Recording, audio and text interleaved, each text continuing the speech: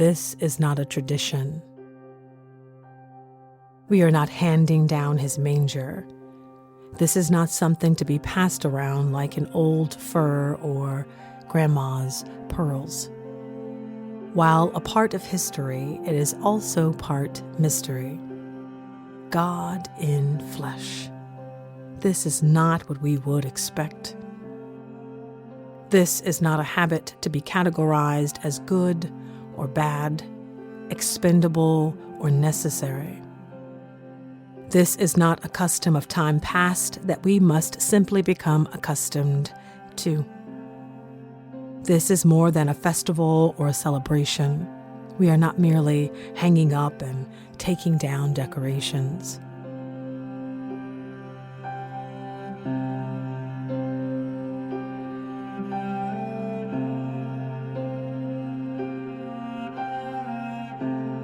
I'm Reverend Starlette Thomas, Director of the Raceless Gospel Initiative at Good Faith Media and host of the Raceless Gospel podcast.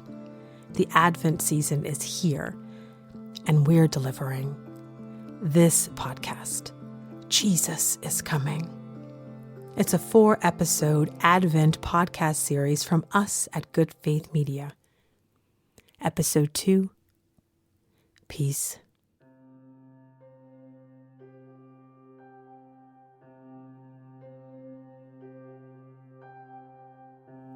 Now, where was I? Yes. This is not the stuff of gossip. This is not a rumor, for it comes from God's lips to our ears. From tormented priests, raging prophets, to the crisp pages we hold now, this is a message unlike one we've ever heard. God is coming in Christ Jesus. There is a young girl who claims to carry him. At the time, she is waved off. Kids these days. God doesn't talk to young people. God wouldn't use a teenager. No, the work of God is for adults only. Besides, what is Mary going to do with a baby? Why would God put the salvation of the world in the arms of a girl? Because it would be the fulfillment of Old Testament prophecy. How long does God have to say it? 1,000 years have passed, but Mary is not ready, and neither are we. First comes love, then comes marriage, then comes the baby in the baby carriage. But our baby plans are not God's baby plans. Nevertheless, she has agreed. Here I am, the servant of the Lord. Let it be with me according to your word. It is the servant's surrender. Mary empties her will to be filled with God's own. It doesn't matter what she and Joseph talked about. What matters now is what God has said to her.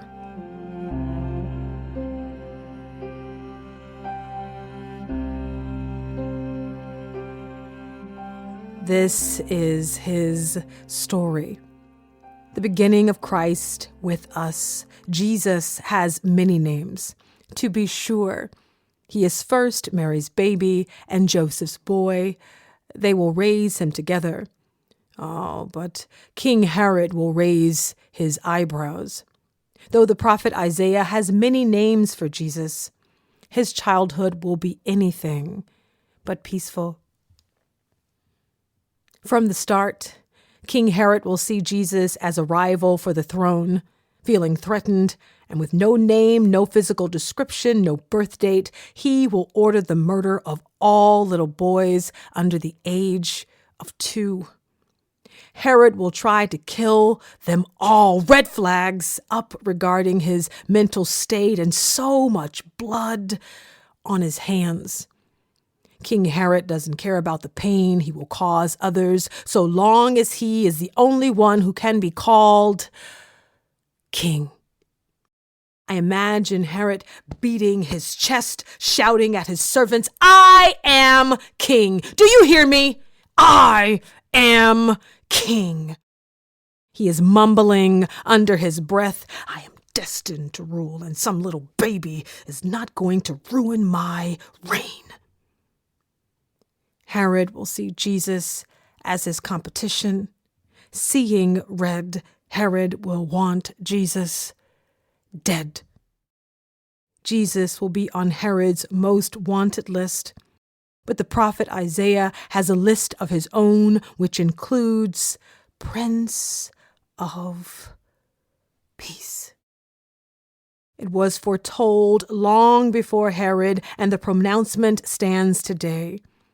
The late Eugene Peterson translates Jesus' title, Prince of Wholeness, in the Message.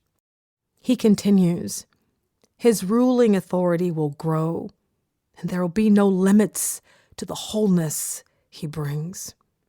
What a way to reign! Not by dividing and conquering, nor divvying up the land and its resources for the wealthy elite. Instead, Jesus will rule by way of bringing all things and people together. The Prince of Peace will come to unite and to make us whole. Jesus will come as a member of the family, not of the ruling class. He will come as a baby, crying out for help, God vulnerable and dependent, but not on servants, but parents and later siblings. Hands out, not pointing or giving directives, but wrapping around fingers. A little baby who is defenseless. Jesus will come in peace.